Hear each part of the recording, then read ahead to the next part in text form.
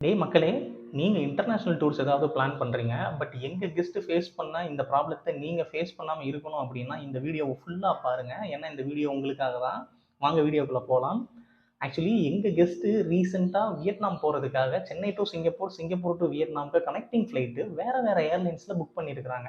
So இந்த இடத்துல என்ன ஆகும் அப்டின்னா, நீங்க சிங்கப்பூர் உங்க ஃப்ளைட் லேண்ட் ஆனதும் நீங்க இமிகிரேஷன் செக் பண்ணிட்டு வெளியில வந்து உங்களுடைய லக்கேஜஸ் எல்லாத்தையுமே பெல்ட்ல எடுத்துட்டு மறுபடியும் வியட்நாம் போறதுக்காக உங்க லக்கேஜஸ அடுத்த ஏர்லைன்ல போட்டு போர்டிங் பாஸ் வாங்கிட்டு இமிகிரேஷன் செக் இன் பண்ணி உள்ள போற மாதிரி இருக்கும். பட் சிங்கப்பூர் பொறுத்த வரைக்கும் என்னன்னா, இந்தியன்ஸ்க்கு ஃப்ரீ விசா கிடையாது. ஸோ நீங்க இமிகிரேஷன் செக் அவுட் பண்ணிட்டு வரணும்னாலே உங்களுக்கு விசா தேவைப்படும். உங்களுக்கு அந்த இடத்துல விசா வந்து இல்ல அப்படின்னா, உங்கள வெளியில வந்து அலோவ் பண்ண மாட்டாங்க. நீங்க வெளியில அலோவ் பண்ணல அப்படின்னா, உங்களுடைய லக்கேஜஸே எடுத்துட்டு அடுத்த ஏர்லைன்ல போய் உங்களால போட முடியாது. நீங்க இத அவாய்ட் பண்ணணும் அப்படின்னா, பெஸ்ட்டு நீங்க ஒண்ணு விசாவோட போணும். அப்படி இல்லைன்னா, சாம் ஏர்லைன்ல நீங்க வந்து டிக்கெட் புக் பண்ணுங்க.